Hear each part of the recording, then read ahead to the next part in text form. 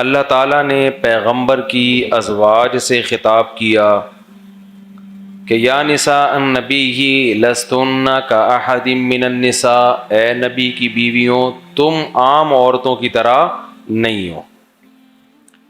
فلا ان اتقیتن، اگر تم تقوی اختیار کرو، فلا تخضعن بالقول. آج جو ہے نا انبیاء کے واقعات تو ہیں نہیں آج صرف احکام ہیں، تو میں ون بائی ون جو اللہ میاں نے ہمیں آرڈرز دیے ہیں وہ میں بیان کروں گا، اور اس میں کسی کا اختلاف، گرین چینل وائٹ چینل کوئی اختلاف نہیں. تو اللہ تعالیٰ نے پہلا حکم کیا دیا؟ فلا تخضعن بالقول. حکم دیا عورتوں کو کہ جب کسی غیر مرد سے بات کریں تو اپنی آواز میں نرمی پیدا کرنے کی کوشش نہ کریں.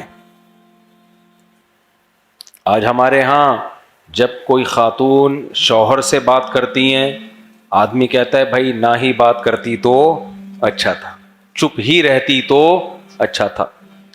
لیکن یہی جب کسی غیر مرد سے بات کرتی ہیں تو اسٹائل چینج ہو جاتا ہے. ایسا ہی ہے نا؟ تو دیکھو سیکولر لوگوں کے اصول دنیا میں رہنے کے کچھ اور ہیں. آپ ہمارے ہاں فیصلہ ہی نہیں ہو رہا ہے، جیسے ہمارے یہاں فیصلہ ہی نہیں ہو رہا ہے کہ ہم نے انگلش سیکھنی ہے کہ اردو. ہم نے آگے جو سسٹم ہے سارا ہمارا انگلش میں چلے گا یا اردو میں. تو نہ اردو کے رہے ہیں نہ انگلش کے رہے ہیں. جاپانیوں نے فیصلہ کرنا تھا جیپنیز میں سب کچھ ہوگا، فرانسیسیوں نے فیصلہ کر لیا تھا فرینچ میں ہوگا سب کچھ، وہ کہیں نہ کہیں نکل گئے. انڈیا نے فیصلہ کر لیا انگلش میں ہوگا تو وہ بھی نکل گئے. ہمیں پتہ ہی نہیں چل رہا کہ ہماری زبان ہے کون سی، نہ ادھر کے رہے ہم نہ ادھر کے رہے. کسی نے کہا کہ یہ قوم کیسے ترقی کرے گی؟ مقامی زبان پنجابی گھر میں جو بولی جا رہی ہے یا پشتو بولی جا رہی ہے، اسکول میں اردو، سرکاری زبان انگلش، مذہب کی زبان عربی، اور قبر میں جو سوال ہوگا وہ کس میں ہوگا؟ عربی میں ہوگا. خیر وہ تو اللہ سکھا دے گا آپ کو. تو گھر میں الگ زبان بولی جا رہی ہے، ماں باپ کے ساتھ دوستوں کے ساتھ الگ زبان بولی جا رہی ہے، دفتری زبان الگ ہے، عدالتی زبان الگ ہے، اور اسکولوں کی زبان الگ ہے. پھر اسکولوں میں میٹرک تک الگ ہے، پھر یونیورسٹیوں میں الگ ہے، تو بڑا ہی غرق ہو گیا. خیر تو ہمیں بھی یہ سمجھ میں نہیں آ رہا کہ ہم مذہب کو فالو کرنے والے لوگ ہیں، ہم مسلمان ہیں، یا ہم نے گوروں سے قوانین لینے ہیں. ان کے ہاں وہ براڈ مائنڈیڈ ہیں، ان کے ہاں جتنا عورت کسی غیر مرد سے لچک کے بات کرے گی نا، اسٹائل میں بات کرے گی، یہ اس کے ایٹیٹیوڈ سمجھے جاتا ہے کہ یار سبحان اللہ، اس کو بولتے ہیں اسٹائل، بالکل ایئر ہوسٹس والا حساب کتاب. تو اللہ تعالیٰ نے پہلا حکم عورتوں کو کیا دیا؟ نبی کی بیویوں کو دیا جا رہا ہے، لیکن اس پر اجماع ہے کہ اصل میں ساری دنیا کی ساری عورتوں کو یہ حکم دیا جا رہا ہے ان کے واسطے سے. فلا تخضعن بالقول، اللہ کہتے ہیں عورت کسی غیر مرد سے جب بات کرے تو اپنی آواز میں نرمی پیدا کرنے کی کوشش نہ کرے، فری ہونے کی کوشش نہ کرے، ایسا اسٹائل اختیار نہ کرے کہ مرد اس کی طرف کھنچے. جبکہ ہمارے ہاں جان کر ایسا اسٹائل اختیار کیا جا رہا ہوتا ہے کہ آدمی اس کی طرف کھنچتا چلا جائے. پہلا حکم اللہ نے یہ دیا. فرمایا فَيَطْمَعَ الَّذِي فِي قَلْبِهِ مَرَضٌ وَقُلْنَ قَوْلًا مَّعْرُوفًا. بات بھی معروف بات کریں. معروف بات کا کیا مطلب؟ کوئی ضروری بات کسی سے جب کرنا پڑ جائے کسی غیر مرد سے تو بات بھی کیا ہو؟ معروف. معروف کا مطلب بھلی بات ہو، ٹو دا پوائنٹ بات ہو، بات میں غیر ضروری طول بھی نہ دیا جائے. اس نے آپ سے جو پوچھا ہے، کوئی ضروری بات پوچھی ہے تو ٹو دا پوائنٹ بات اس کو بتا دی جائے. تو معروف کی فہرست یعنی مفہوم بہت وسیع ہے. کوئی بھی ایسی بات کرنا جو شریعت کے خلاف ہو اس کی اجازت نہیں ہے. تیسرا حکم اللہ نے کیا دیا؟ پہلا حکم سمجھ میں آ گیا نا، نرم لہجے میں بات نہیں کرنی. دوسرا حکم بات بھی ٹو دا پوائنٹ کرنی ہے، کوئی فحش بات نہیں کرنی، غلط بات نہیں کرنی. جو کوئی ضروری بات کبھی بعض دفعہ بات کرنی پڑ بھی جاتی ہے نا غیر مرد سے، ضروری بات کرنی ہے. تیسری بات وَقَرْنَ فِي بُيُوتِكُنَّ، اپنے گھروں میں قرار پکڑو. یہ بھی اسلام کا ایک ایسا حکم ہے جو پہلے ساری دنیا میں تھا. گوروں نے آ کے اس کو کیا کر دیا؟ چینج. جب انگریزوں نے مذہب سے بغاوت کی ہے نا, اچھا بغاوت بھی پتہ ہے کیوں کی ہے؟ آج سے 500-600 سال پہلے تک انگریز آتے تھے ہماری یونیورسٹیوں میں پڑھنے کے لیے, اندلس جایا کرتے تھے. جب یہ ہماری یونیورسٹیوں میں پڑھنے کے لیے آتے تو ہمارے مذہبی اسکالرس کو دیکھتے کہ یار یہ تو بڑے ایجوکیٹڈ ہیں, یہ مذہب بھی جانتے ہیں, سائنس اور ٹیکنالوجی بھی جانتے ہیں, ان کی یونیورسٹیوں میں قرآن بھی پڑھایا جا رہا ہے, حدیث بھی پڑھائی جا رہی ہے, فقہ بھی پڑھایا جا رہا ہے, فلکیات بھی انہی کی یونیورسٹیوں میں, میڈیکل سائنس بھی انہی کی یونیورسٹیوں میں. ان کے ہاں تو مذہب اور سائنس میں کوئی فرق ہے ہی نہیں, اور یہ دنا دن ترقی پہ ترقی کرتے چلے جا رہے ہیں. یہ ہوتا تھا, یہ گوروں کا اعتراف ہے خود. جب یہ اپنی سوسائٹی میں جاتے تو اپنے پادریوں کو دیکھتے کہ یار وہ ایک الگ ہی دنیا میں لے کے جا رہے ہیں. بالکل وہی حساب جو آج فنڈامنٹلسٹ مولاناؤں کا ہے, وہ کس کا تھا؟ پادریوں کا تھا. پادری ایسی بات کرتے جو بالکل یعنی ان کا تھا ہی نہیں سائنس اور ٹیکنالوجی سے کوئی لین دین, اور مذہب بھی ان کا مسخ شدہ تھا. جو عیسائیت کا تو بیڑا غرق ہو گیا تھا نا, مذہب کی جو اوریجنل تعلیمات تھیں ان کا ستیہ ناس ہو گیا تھا. پھر وہ پادریوں کی اپنی چودراہٹیں, مذہب کی اجارہ داری. پادریوں نے سمجھایا ہوا تھا کسی سے کوئی گناہ ہو جائے تو ہمارے پاس آ کے معافی مانگے گا, پیسے ویسے دے گا تو گناہ معاف ہوگا, ادروائز ڈائریکٹ اللہ سے نہیں. ہم کو وسیلہ بناؤ گے تو سارا سیٹ اپ چلے گا, ڈائریکٹ اللہ واللہ معاذ اللہ کچھ بھی نہیں ہوتا. یہ ان لوگوں کی سوچ تھی. تو پیچھے کو دھکیل رہے تھے وہ لوگ دنیا کو رہبانیت کی طرف. دنیا سے بے رغبتی کا مطلب یہ تھا دنیا چھوڑ دو. تو وہاں سے ان کے ہاں مذہب سے بغاوت شروع ہوئی ہے. انہیں اندازہ ہو گیا کہ ہماری سوسائٹی میں جب تک مذہب ہے ہم اس وقت تک ترقی بولو نہیں کر سکتے. ان کو نکالنا پڑے گا سوسائٹی سے, پادریوں کو. وہی حساب جو آج بہت سارے مولاناؤں کا ہو گیا ہے نا, فنڈامنٹلسٹ بنے ہوئے ہیں, بالکل ایک الگ ہی دنیا میں بند گلی میں لوگوں کو دھکیل رہے ہیں. لیکن مسلمانوں میں چونکہ نبی صلی اللہ علیہ وسلم نے فرمایا امت گمراہی پہ جمع ہوگی نہیں, تو اس حدیث کا مطلب یہ ہوا کہ عیسائیت کا تو بیڑا غرق کر دیا پادریوں نے, سارے ہی خراب ہو گئے. لیکن اس امت میں چونکہ نبی آخری نبی ہیں, عیسائیوں کے بعد تو نبی نے آنا تھا نا, اس امت میں نبی کے بعد کوئی نبی نہیں آئیں گے, تو اس لیے یہ امت گمراہی پہ جمع نہیں ہوگی. اس میں اگر 2 نمبر مولوی ہوں گے تو 1 نمبر بھی اسی امت میں ہوں گے, 2 نمبر علماء ہوں گے تو 1 نمبر بھی ہوں گے. پوری امت گمراہ نہیں ہوگی, اور مذہب مسخ نہیں ہو سکتا, امت گمراہی پہ جمع نہیں ہو سکتی. سمجھتے ہو کہ نہیں سمجھتے ہو؟ لیکن یہ ضرور ہے کہ جو برائیاں پچھلی امتوں میں ہوئی ہیں جزوی طور پر اس امت میں بھی وہ برائیاں آئیں گی. جزوی طور پر آئیں گی, کلی طور پر نہیں آ سکتی کہ پوری امت سارے علماء ہی خراب ہو جائیں. تو یورپ میں پھر وہاں سے مذہب سے بغاوت شروع ہوئی ہے. سمجھ رہے ہو کہ یار یہ مذہب ہے جو ہمیں ترقی نہیں کرنے دیتا. کیونکہ اب وہ ایسا تو نہیں ہوتا نا پوری قوم اسلام قبول کر لیتی, وہ تو اپنے باپ داداؤں کے دین اور مذہب سے تو لوگوں کو محبت ہوتی ہے. تو نتیجہ کیا نکلا بھائی, انہوں نے, اور پھر مسلمان بھی تنزل کی طرف جانا شروع ہو گئے تھے. تو انہوں نے کیا کیا کہ جب آپ کو پتا ہے ری ایکشن ہوتا ہے نا, تو نیوٹن کا قانون آپ نے پڑھا ہوگا, ہر ایکشن کا ایک ری ایکشن ہوتا ہے. جتنا پاورفل ایکشن ہوگا ری ایکشن بھی اتنا ہی پاورفل ہوگا. یہ قانون تو پڑھا ہوا ہے نا آپ لوگوں نے, نہیں بھی پڑھا ہوا ہو تو ویسے ہی مشاہدے کی چیز ہے. ایک تھپڑ کسی کو لگاؤ تو سامنے والا بھی اسی سٹائل سے لگائے گا, وہ نہیں لگائے گا اس کا ابا لگا دے گا. کیا اس قانون کا یہ مطلب نہیں ہے کہ تھپڑ لگاؤ, اس قانون کا اصل مطلب ہے جب تھپڑ آپ کے اس کے لگے گا نا تو آپ کے چانٹے پہ بھی, یعنی جتنی زور سے اس کے منہ پہ آپ تماچا لگائیں گے تو آپ کے تماچے پہ اس کا منہ بھی اتنی زور سے لگے گا.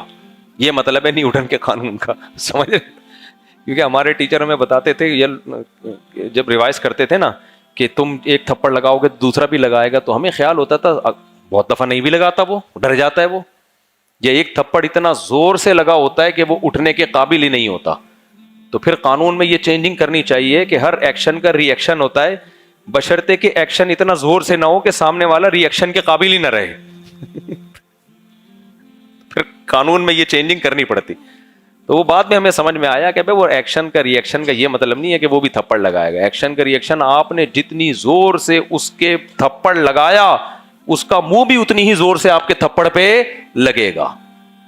باقی آپ کو کم تکلیف اس لیے ہوگی کہ آپ کا ہاتھ ہے اور اس کا کیا ہے, منہ ہے, مگر ریئیکشن ویسا ہی ہوا ہے. خیر, تو گوروں میں نا ریئیکشن ہوا. ریئیکشن کیا ہوا بھائی, مذہب سے بغاوت کرو.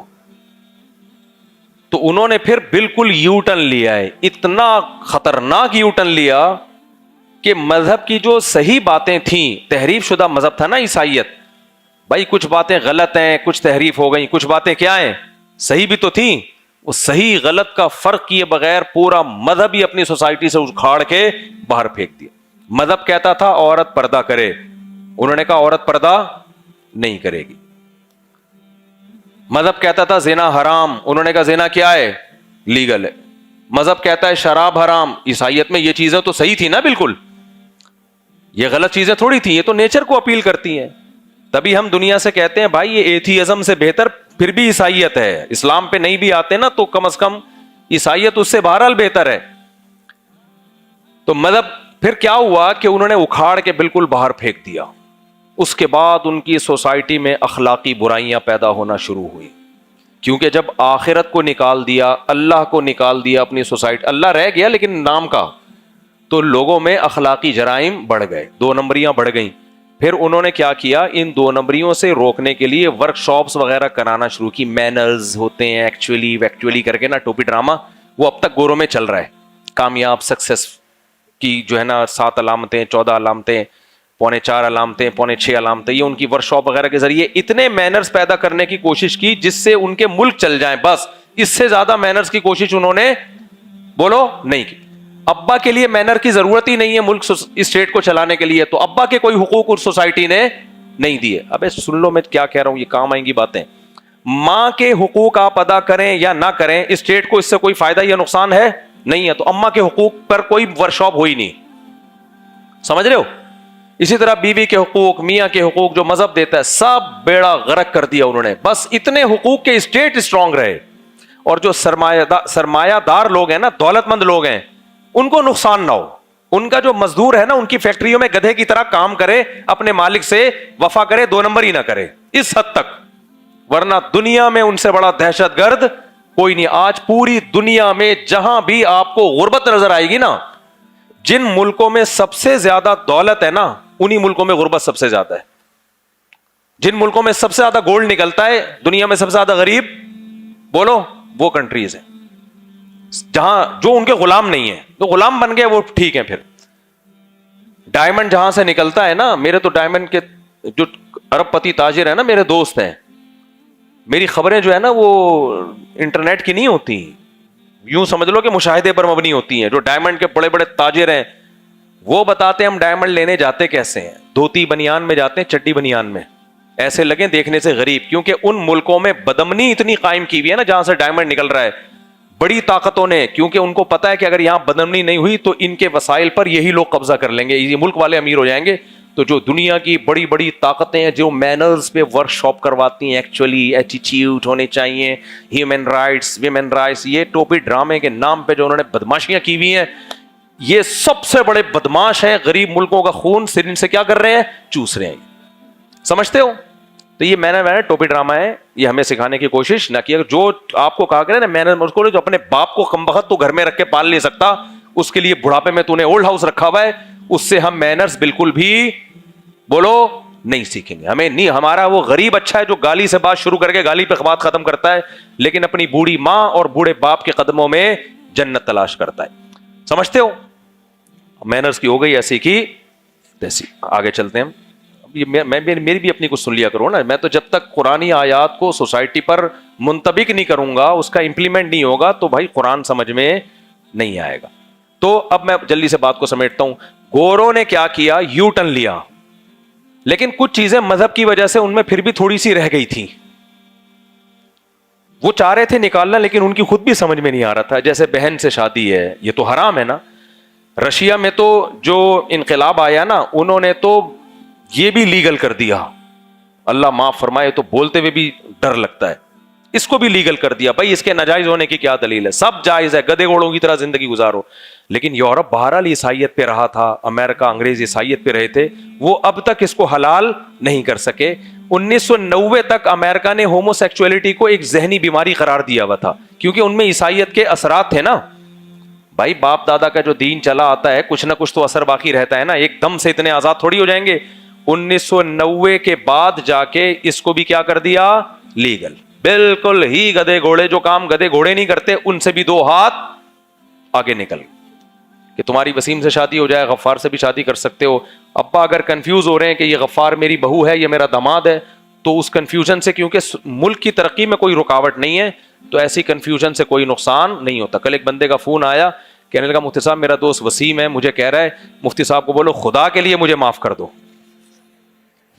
کل کی بات ہے. تو میں نے توبہ کیا, آئندہ میں وسیم کا نام, اصل میں کیریکٹر ہے نا یہ, وسیم سے وہ وسیم تھوڑی مراد ہے, یہ تو کیریکٹر ہیں, کردار ہیں. غفار, وسیم, ستار, فرزند, یہ سب نام ہوتے ہیں ہماری سوسائٹی میں, تو وہ والے میرے مراد نہیں ہے. تو اب میں آپ سے بار بار کہہ رہا ہوں, ہماری جو یوتھ گوروں کے پیچھے بھاگ رہی ہے, دیکھو وہ مذہب سے بغاوت کی انہوں نے, اور بغاوت کی وجہ کیا تھی؟ وہاں مذہب تھا تحریف شدہ. آپ کا مذہب تحریف شدہ نہیں ہے. اس مذہب ہی سے آپ کو موٹیویشن ملے گی, ترقی کرو گے تو اسی مذہب میں رہ کے زیادہ اچھی ترقی کرو گے. اور آج جو مسلمان ترقی نہیں کر رہا وہ مولویوں کی وجہ سے نہیں, وہ آپ کے یونیورسٹیوں کے پروفیسر, آپ کے حکمران, آپ کے جو سیکولر حکمران ہیں, ان کی وجہ سے نہیں کر رہا. ان میں کون سا حاکم ہے جو مدرسے سے فارغ ہے؟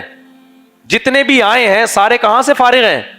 یونیورسٹیوں سے. اب جامعۃ الرشید نے سسٹم اپنے ہاتھ میں لیا ہے, سسٹم کی بات نہیں کر رہا, سسٹم اپنے ہاتھ میں لیا ہے.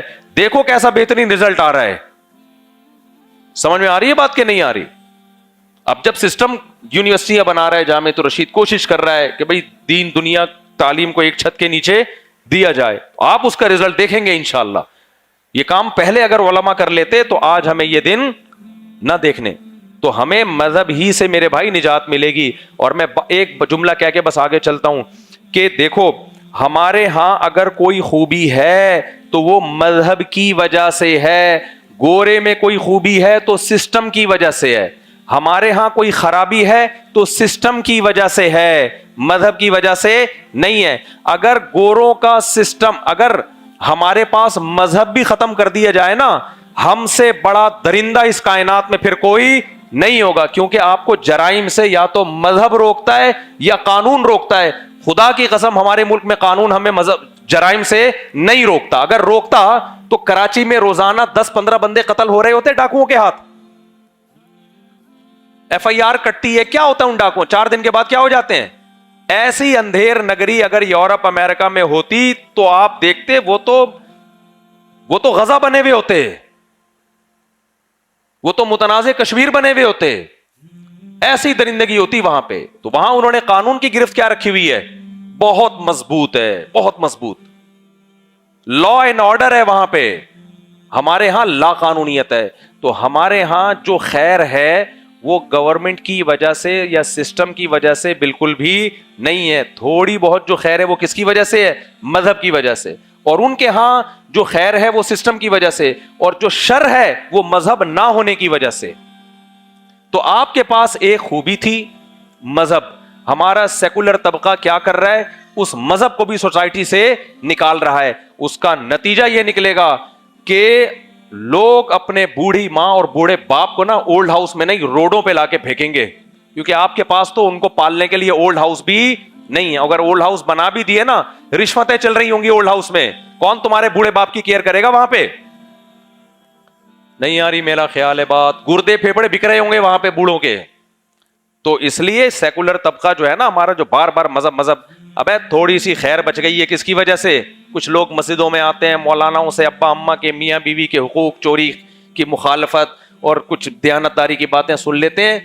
یہ بھی ختم ہو گئی تو سوسائٹی کی ایسی کی تیسی ہو جائے گی. تھوڑا بہت جو عورتوں کی عزتیں بچی ہوئی ہیں یہاں پہ, یہ قانون کی وجہ سے بالکل بھی نہیں بچی. یہاں کوئی قانون نہیں ہے, کچھ بھی کر لو, پیسوں سے چلتا ہے سب کچھ. لیکن پھر بھی لوگ عورت کو عزت دیتے ہیں. یہ کس وجہ سے دیتے ہیں بھائی؟ اللہ کا خوف ہے. تو اس لیے میں آپ سے کہہ رہا ہوں کہ وہ کام نہ کریں جو گوروں نے کیا ہے کہ بھائی سائنس ٹیکنالوجی جب تک مذہب رہے گا ترقی نہیں کر پائیں گے. کیونکہ یوٹیوب پہ نا بہت سے لوگ اس طرح کے کلپ بنا رہے ہیں, گورے نے مذہب کو اپنی سوسائٹی سے نکالا, دیکھو چرچوں تک محدود کر دیا اس نے, دیکھو کہاں تک پہنچ گیا. او بھائی جان, وہ ہم مذہب کو اگر نکالیں گے نا تو وہاں تک نہیں پہنچیں گے, جہاں تک ہے اس سے بھی نیچے دھکیل جائیں. اور انہوں نے یہ سب کچھ اس لیے کیا کہ تحریف شدہ مذہب تھا. ہمارا دین تحریف شدہ نہیں ہے, قیامت تک کے لیے آیا ہے اور اس کی حفاظت کا اللہ نے وعدہ کیا, اور یہ فطرت کو اپیل کرتا ہے. اسی وجہ سے اسلام قبول کرنے والوں میں گوروں کا ریشو سب سے زیادہ ہے, جو پڑھتے ہیں نا وہ, اور ایجوکیٹڈ لوگوں کا ریشو زیادہ ہے. سمجھتے ہو؟ اب ہم آگے چلتے ہیں, یہ تمہیز ضروری تھی ورنہ یہ کھوپڑی میں یہ باتیں آتی نہیں جو آگے بتائی جا رہی ہیں, ایک دم جو ہے نا وہ فوراً دماغ خراب ہونا شروع ہو جاتا ہے. تو اللہ میاں نے عورت کو تیسرا حکم دیا, وَقَرْنَ فِي بُيُوتِكُنَّ, تیسرا حکم کیا؟ گھروں میں قرار پکڑو. انگریز نے یہ کام بھی کیا تھا, پہلے ان کی عورتیں گھروں میں رہتی تھیں, انہوں نے کہا تو پادریوں نے کہا گھروں میں رہنا چاہیے, عیسیٰ علیہ السلام کی تعلیمات ہیں, تورات انجیل کی تعلیمات ہیں, ہم نے اس کے اگینسٹ چلنا ہے. خواتین کو کہاں نکالنا ہے؟ گھروں سے باہر, سب جاب کریں. اس کا نتیجہ کیا نکلا؟ تھوڑی بہت ترقی تو ہو گئی میرے بھائی, فیملی سسٹم کی ایسی کی بولو تیسی, بیڑا منہ سے بول لیں, بیڑا کیا ہو گیا؟ غرق ہو گیا. میں آپ کو یہ سکھا رہا ہوں تاکہ یاد ہو جائے. آپ سارا سسٹم کی ایسی کی وہی ہو گیا جو ہمارے الیکشن میں ہوا تھا. اسٹیبلشمنٹ بھی حیران ہے کہ یار یہ نہ کھل کے بولتا ہے کہ ہم اس کو پکڑے, عجیب طریقے اسٹائل سے. تو ہم سیف سائڈ بھی رکھتے ہیں نا اپنے لیے. آپ کو کیوں ڈر رہے ہو بھائی؟ ہمیں پکڑ لیں گے تو کون سا ہمیں کوئی بچانے آئے گا؟ ہم کیوں ان سیاست دانوں کے فیور میں اتنا آگے جائیں؟ یہ خود کون سا اپنے آپ کو اتنا فیور کرتے ہیں؟ جب ان کو ضرورت ہوتی ہے تو یہ بھی سسٹم کا حصہ بن کے ہی آگے آتے ہیں. پورا ملک ہی اسی سسٹم کے تحت ہی چل رہا ہے. یا تو یہ ہوتے ہیں نا حق پرست. تو میرے بھائی, اللہ تعالیٰ کا حکم یہ ہے کہ عورت گھر کے لیے پیدا ہوئی ہے, گھر سے باہر کے لیے پیدا نہیں. مجبوری میں جاب کر رہی ہے ایک الگ بات ہے. سوسائٹی میں اس چیز کو پروموٹ کرو کہ ہمارے خاندان کی لڑکیاں گھروں میں رہتی ہیں, ہمارے ہاں کھلانے پلانے کی ذمہ داری مردوں کے کندھوں پر ہے. یہ ہلکا حکم نہیں ہے شریعت کا, یہ بہت بڑا حکم ہے. خاندانی نظام کو بچانے کے لیے یہ بہت ضروری ہے. ابھی کسی نے بتایا, میں نے خود نہیں دیکھا وہ کلپ, مجھے کل کسی بندے نے بتایا. اب بندے کی جو خبر ہوتی ہے اس میں بتانے میں اوپر نیچے کچھ ہو سکتا ہے. بتایا کہ جی وہ کوئی اسکالر بیٹھے ہوئے تھے, ان کے پاس کسی خاتون کی کال آئی کہ ایکچولی میں جاب کرتی ہوں. اسی طرح آئی ہوگی, میں نے تو نہیں سنی. تو میں جاب کرتی ہوں تو ایکچولی جو ہے نا وہ مجھے اپنے ایک بندہ پسند آ گیا ہے, تو میں اپنے ہسبینڈ سے خلا لے کے اگر اس سے شادی کر لوں تو کیسا رہے گا؟ تو اسکالر نے جواب دیا, منافقات اور جو حدیثیں آتی ہیں نا وغیرہ وغیرہ. مجھے خیال ہو رہا تھا میں بیٹھا ہوتا یہاں پہ تو میں اس سے کہتا آپ اپنے ہسبینڈ کو فون دیں. وہ کہتا تجھے شرم نہیں آتی یار؟ یہ تو ہوگا, یہ تو جب آپ نے اپنی بیگم کو بغیر ضرورت کے بھیج دیا. اچھا لوگ بڑے براڈ مائنڈڈ بنتے ہیں. ایکچولی ہمیں ٹرسٹ ہے, ہم ایک دوسرے پہ کیا کرتے ہیں؟ ٹرسٹ کرتے ہیں. یار تم ایسا ٹرسٹ کسی پہ بھی کر لیا کرو, 1 کروڑ روپے دے دو اس کو, ٹرسٹ کرو اس کے اوپر. یہ ڈائلاگ ہیں, ٹھیک ہے ٹرسٹ کر سکتے ہیں آپ, اعتماد ہے, لیکن کیا انسان کے بارے میں کوئی گارنٹی لے سکتا ہے کہ جیسا آج ہے کل بھی ویسا ہی ہوگا؟ 100% گارنٹی ہو سکتی ہے؟ کتنے کیسز میرے پاس آئے ہیں, محبت میں بیوی کے نام 1 کروڑ کا گھر کر دیا, بیگم کہہ رہی تھی مجھے 1 کروڑ کا گھر دے دیں. اس نے کہا نہیں بیگم, کیوں, کیا مجھ پہ آپ کو ٹرسٹ نہیں ہے؟ بیگم کے ڈائلاگ, میں لے کے بھاگ جاؤں گی. اس نے کہا نہیں میں تو ٹرسٹ کرتا ہوں, تو پھر دے دیں. اس نے کہا کہ چلو ہم دونوں تو ایک ہی ہیں, ہم الگ الگ نہیں ہیں. یہ میاں یہ بیوی اور میں میاں, دونوں ایک. یہ لو. بہت سی خواتین وفا کرتی ہیں, میں نہیں کہہ رہا ساری ایک جیسی ہوتی ہیں. انہوں نے کہا ٹھیک ہے, اب شوہر نے بڑا دل کیا, اس کے ساتھ وفا کی, رہ رہی ہیں اس کے ساتھ. لیکن بعض ایسی بھی کیسز ہمارے سامنے آئے ہیں, بیگم صاحبہ کے جب کاغذات نام ہو گئے, پھر بیگم نے میاں کو سرنج سے نچوڑنا شروع کیا. روزانہ سرنج سے خون نکال رہی ہیں اس کا, مختلف طریقوں سے نا, ٹارچر کر کے, ذہنی اذیت دے کے. اب اور ریٹائر ہو گیا تو اب تو کمانے کے قابل بھی نہیں ہے. اب بات بات کے دھمکی تمیز سے چلو ورنہ یہ گھر سے نکال دوں گی. پھر وہ آتے ہیں میرے پاس روتا ہوا بڈھا بیچارہ, کہتا ہے مفتی صاحب میں نے گھر بنایا, بیگم کے نام کیا, کماتا تھا تو میری گھر میں عزت تھی, اب ریٹائر ہو گیا تو میری گھر میں کوئی عزت نہیں ہے. بات بات کے دھمکی کہ نکال دیں گے نکال دیں گے. میں نے کہا کچھ تو رکھتے اپنے پاس. کہہ رہی نہیں بیگم نے کہا تھا کہ کیا مجھ پہ ٹرسٹ نہیں ہے. تو میں نے کہا آپ بیگم سے کہتے بیگم تم اپنا سارا سونا مجھے دے دو. پھر وہ کہتی کہ کیوں, کیا مجھ پہ ٹرسٹ نہیں ہے. پھر کہتے اپنے بھائی سے بولو وہ جو بحریہ ٹاؤن کا پلاٹ ہے میرے نام کر دو. وہ بھائی کہتا ہے کیوں بھائی, کیا مجھ پہ ٹرسٹ نہیں ہے. یہ کیا بات ہوئی یار, ٹرسٹ فضول بات بالکل. بہرحال بعض میاں بیوی کو واقعی ایسا اعتماد ہوتا ہے, کوئی اتنا بڑا ایشو ہے نہیں, لوگ کر بھی رہے ہوتے ہیں, لیکن آپ کو پہلے سے 100% یقین نہیں ہوتا. تو اب وہ کیس آیا کہ جی وہ مجھے پسند ہے. تو بھائی آج آپ کو اعتماد ہے, کل آپ میں کوئی عیب پیدا ہو گیا, باہر بہت چیل کوے بیٹھے ہوئے ہیں پاک دامن عورتوں کو اچکنے کے لیے. اور میں ایسی خواتین سے کہتا ہوں تمہیں جو دفتر میں مرد تم پہ ڈورے ڈال رہا ہے نا, وہ بے غیرت کبھی بھی وفا نہیں کرے گا تمہارے ساتھ, اور اگر وفا کی تو تم سے بڑا بے غیرت ہے پھر وہ, کیونکہ اس کو پتا ہے کہ ایک بے غیرت اپنے شوہر سے وفا نہیں کر رہی تو وہ میرے ساتھ کیسے وفا کرے گی. بتاؤ اس کو یقین آئے گا کہ ایک عورت ایسی ہے جس کے شوہر نے براڈ مائنڈڈ بن کے اس کو اجازت دی, اس پہ اعتماد کر کے, وہ اپنے شوہر کے اعتماد کو ٹھیس پہنچا کے کسی اور, وہ وسیم کے علاوہ کسی اور سے چکر چلا رہی ہے, وسیم سے نہیں چلا رہی. وسیم کا فون آیا تھا نا کل کے, یار مجھے میری جان چھوڑ دو, وسیم کے علاوہ کسی اور آدمی سے چکر چلا رہی ہے. اب مجھے بتاؤ وہ والا جو آدمی ہے وہ آج اس میں ڈورے ڈال رہا ہے اور کہہ رہا ہے ایکچولی کر کے, کیا اس کے دل میں یہ کھٹکا نہیں لگا رہے گا کہ یار آج میری آمدن اچھی ہے تو یہ ادھر سے گھوم کے ادھر آ گئی, کل کوئی اور نظر آئے گا تو یہاں سے موو کر کے وہاں چلی جائے گی. تو میرے بھائی یہ سوسائٹی ہماری تباہ ہو رہی ہے. عورت کو کہاں رکھو, بولو گھر میں عورتوں کو بتا دو دیکھو ہمارے ہاں مرد کماتے ہیں عورتیں کھاتی ہیں. میں اپنے رشتہ داروں کا ایک واقعہ بتاتا ہوں نا, بہت پرانا. ہمارے کوئی ریلیٹو تھے, آئے ہوئے تھے گھر والوں سے کہ جو ہے نا وہ کوئی رشتہ داری تھی ہماری ان سے. تو جیسے بعض دفعہ ہوتا ہے نا, بہنیں جو ہے وہ بھائی جو ہے بہن سے پیسے مانگتا ہے یا کوئی ہوتا ہے نا بعض دفعہ, تو وہ صاحب غیرت میں آ گئے. انہوں نے کہا کہ ہمارے ہاں رواج ہے بھائی بہنوں کو کھلاتے ہیں, بہنوں سے کھاتے نہیں ہے. مجھے اس کا جملہ بڑا اچھا لگا. کوئی مجبوری ہو تو بھائی الگ بات ہے, بہن اگر مالدار ہے بھائی غریب ہے تو ایسا نہ ہو کہ اس کو نچوڑ ہی دے بیچارے کو, اس پہ خرچ کریں. لیکن اصول اور ضابطہ کیا ہے, مردوں کا کام ہے بولو کھلانا. اور جس مرد کو عورت کی آمدن منہ کو ایک دفعہ لگ گئی نا, وہ قیامت تک کما نہیں سکتا. آپ سمجھ, یہ بڑی بری منہ کو لگنے والی آمدن ہے. وہ ایسا اپاہج ہو جائے گا نا, بہت مسئلہ ہو جائے گا اس کے لیے. تو اب خواتین کو جاب بہت زیادہ پروموٹ کیا جا رہا ہے. اس سے میرے بھائی نقصان آخر میں کس کا ہوگا, خواتین کا نقصان ہوگا, نقصان عورت کا ہوگا. فلپائن میں یہی تو ہوا ہے, عورتوں نے کمانا شروع کیا کہ تمہارا رائٹ ہے تم کماؤ, تمہارا رائٹ ہے. ابے رائٹ تو تمہارا یہ ہے کہ تم کھاؤ. یہ کون سے لیبل لگا دیا آپ نے, بھی اس کا بھی حق ہے کمانا. کمانا حق نہیں ہوتا, کمانا ذمہ داری ہوتی ہے, کھانا حق ہوتا ہے. سمجھ میں نہیں آ رہی میرا خیال ہے بات. حق کیا ہے کہ بھئی تمہارا بھی حق ہے کہ تم کھاؤ اپنے شوہر کی آمدن سے. اس کو کہہ دیا کہ تمہارا حق ہے کمانا. اصل میں کہنا یہ چاہ رہے تھے شوہر کی آمدن پہ تمہارا کوئی حق نہیں ہے. اس کو لیبل اچھا لگا دیا کہ تمہارا حق کیا ہے, کمانا. اسلام نے کہا کمانا حق نہیں ہوتا, کمانا تو ذمہ داری ہوتی ہے. کھانا کیا ہوتا ہے, حق ہے. ذمہ داری شوہر کی ہے کمانا, تمہارا حق ہے, کمائے گا وہ مکھنچو اور کھائے گا کون, تم کھاؤ گی. تو سوسائٹی میں اس کو کیا کرو میرے بھائی, اس کو رواج دو.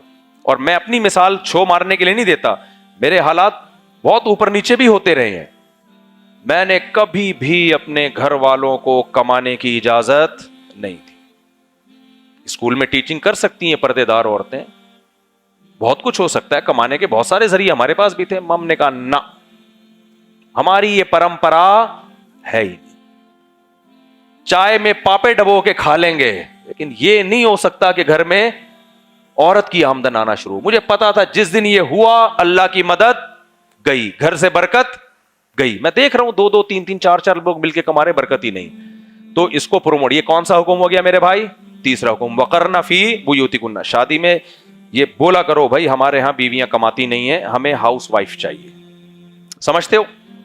ابھی تو کم وقت الٹا ہو رہا ہے کہ ہمیں کمانے والی بہو چاہیے. ایسی ایسی بغیرت قسم کی ساسیں مارکیٹ میں آ رہی ہیں نا, جو بیان سن رہی ہیں ان کے علاوہ کی بات کر رہا ہوں. ایک لڑکی نے بتایا کہ میری شادی ہو رہی ہے, میری ساس کہہ رہی ہے کما کے لاؤ, تم کماؤ گی تو ہم اپنا گھر بنا سکیں گے. بیٹا دونوں میاں بیوی مل کے کماتے ہیں تو اپنا گھر بنتا ہے. تو میں نے کہا, وہ کہہ رہی ہے میرا نہیں دل کر رہا کمانے کا, میرے اندر عورت میں نہیں ہوتی اتنی صلاحیت, اور کماتی بھی کیا ہیں. ساری عورتیں کوئی 22ویں گریڈ کی آفیسر تھوڑی بن جاتی ہیں. ایئر ہوسٹس کی جاب دیکھو یار, آپ دیکھو جب پہلی دفعہ جہاز میں سفر ہوتا ہے نا تو جھولے ملتے ہیں, بڑا مزہ آتا ہے. کھڑکی پہ بیٹھتا ہے آدمی, ونڈو پہ دیکھ رہا ہوتا ہے, اوپر جا رہا ہوں نیچے آ رہا ہوں. ایئر ہوسٹس کو بھی خواتین دیکھ کے بڑی حسرت سے, یار آج ہم پہلی دفعہ جہاز میں اسلام آباد جا رہے ہیں, یہ کتنی خوش قسمت ہے. ڈیلی یہاں سے کراچی سے اسلام آباد, اسلام آباد سے کراچی, ہر وقت فضاؤں میں. 2-4 سفر جب انسان کے جہاز میں ہوتے ہیں نا, جہاز سے زیادہ ٹینشن والا کوئی سفر ہے نہیں. میں جب آسٹریلیا گیا نا, 13 گھنٹے کی فلائٹ, یوں بیٹھا ہوا ہوں, جہاز بھی بھرا ہوا تھا. واپسی پہ 15 گھنٹے کی فلائٹ. 15 گھنٹے تک کیسے بیٹھے ہوئے ہیں؟ تمیز سے. ٹھیک ہے آدمی چل بھی لیتا ہے تھوڑا سا, کتنا چلے گا. ایئر ہوسٹس سارا دن ہواؤں میں. ابھی جب میں آ رہا تھا میں نے کہا یار مجھے سب سے زیادہ ترس کس پہ آتا ہے؟ ایئر ہوسٹس پہ آ رہا ہے. کس قدر ٹینشن والی جاب ہے یار, کس لوگوں کی خدمت کرنا, اور اتنی تمیز سے. ہوٹلوں میں اتنی تمیز سے نہیں ہوتی. ہوٹلوں میں یہ ہوتی ہے سر چائے لے آؤ, لا رہا ہوں. ابے تجھے بولا ہے لانا, تو کیا خرید لیا ہے تو نے مجھے؟ آگے سے غصہ آئے گا, جواب دے دے گا وہ, کیا خرید لیا ہے تو نے مجھے 5 روپے میں, جو ہر وقت میں تیرے سر پہ کھڑا رہا ہوں. ایئر ہوسٹس کو ایسی بدتمیزی کی اجازت نہیں. اس کو غصہ آ رہا ہے, اس کی طبیعت ٹھیک ہے یا نہیں ہے, اس نے ہمیشہ مسکرا کے بات کرنی. آپ 20 دفعہ بلائیں وہ 20 دفعہ آئے گی. کس قدر. وہ پھر جہاز میں یار ہوا میں رہنا اتنی دیر تک, ایک اسٹریس ہوتی ہے کہ نہیں ہوتی؟ نہ کھڑکی سے باہر نکل سکتے ہیں. بس میں تو آدمی رکوا کے کہیں اتر جائے گا نا. 2-4 دفعہ تو ٹھیک ہے بھائی, جس کی زندگی ہواؤں میں گزر رہی ہے.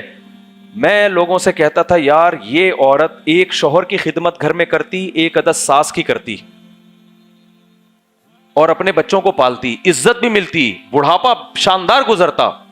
اس پہ یہ لبرل طبقہ کہتا ہے عورتوں کو غلام بنایا ہوا ہے. اور آج یہ روزانہ سینکڑوں لوگوں کو کافی پلا رہی ہے, چائے پلا رہی ہے, سرو کر رہی ہے. پیسہ تو آ رہا ہے اس کے پاس, حالانکہ پیسہ تو بھائی تو مالدار مرد سے شادی کر لیتی نا, پیسہ تو پھر بھی آ جاتا. لیکن بڑھاپا کیا ہے, اور تھوڑی سی اس کی ایج زیادہ ہوگی نا, ان کا حسن و جمال ذرا سا ختم ہو, ایئر ہوسٹس ہو گئی ریٹائر, سوائے پی آئی اے. یہ اللہ کا بڑا فضل ہے, پی آئی اے ہماری اپنی ہے. تو ذرا سا حسن و جمال میں تھوڑا سا فرق آیا نا, فوراً کیا کر دیا اس کو؟ ریٹائرڈ. تو بھائی اس ملیشیا کا بتاؤں آپ کو, میں ملیشیا گیا, کیا ہوا ہے, ہم ہوٹل میں گئے مچھلی کھانے کے لیے, ایک خاتون بنا رہی ہے مچھلی, اور واکر میں بچہ ہے, اس کو جھولے بھی دے رہی ہے. میں نے کہا یہ دیکھو یار, روزانہ 150-200 بندے کو یہ مچھلی کھلا کے, مچھلی پکا کے کھلاتی ہے, بچہ بھی پال رہی ہے. یہ ہے آزادی. اور ہماری عورتیں جو, اور ہمارے ہاں تو اور آپشن ہے نا, ایک دن ادھر ناشتہ کیا تو 3 دن تک ادھر ناشتے کا ناغا, ذمہ داری نہیں ہے. ایک گھر میں کپڑے استری ہو رہے ہیں تو دوسرے گھر میں نہیں ہو رہے, ظاہر ہے کام ڈیوائڈ ہو گیا نا. تو ہمارے ہاں جو ہماری سوسائٹی میں جو خواتین ہیں وہ اتنا کام ان کے ذمے نہیں ہوتا, پھر بھی شوہر کی آمدن کھا رہی ہیں. وہ کھانا چاہیے, ان کا حق ہے. ان کو کہہ دیا کہ یہ دقیانوسی ہے, یہ غلام ہے. تو میرے بھائی مغرب کے پاس بڑے خوشنما نعرے ہیں, لیکن حقیقت میں عزت اسلام میں ہے عورت کی, اسلام سے باہر عزت نہیں ہے. سمجھتے ہو کہ نہیں سمجھتے ہو؟ تو اس لیے یہ بھی اسلام کا تیسرا حکم یاد رکھو, وَقَرْنَ فِي بُيُوتِكُنَّ. اللہ نے مردوں کو یہ حکم نہیں دیا کہ گھروں میں قرار پکڑو, عورتوں کو حکم دیا کہ گھروں میں قرار. اس آیت سے پوری امت کا اجماع ہے کہ عورت کا اصل کام, اس کا اصل وظیفہ گھر کو سنبھالنا ہے. مسلم سوسائٹی میں ہر عورت ہاؤس وائف ہوتی ہے, کسی ضرورت سے, جیسے اب گائنی کی تو لیڈی ڈاکٹر ہی ہوں گی نا, جہاں ضرورت ہو تو ضرورت کی حد تک مستثنا ہے, لیکن اصول کیا ہے؟ گھرداری. تو نکاح کرنے سے پہلے کیا دیکھنا ہے بھائی؟ گھرداری چاہیے. سمجھتے ہو کہ نہیں سمجھتے؟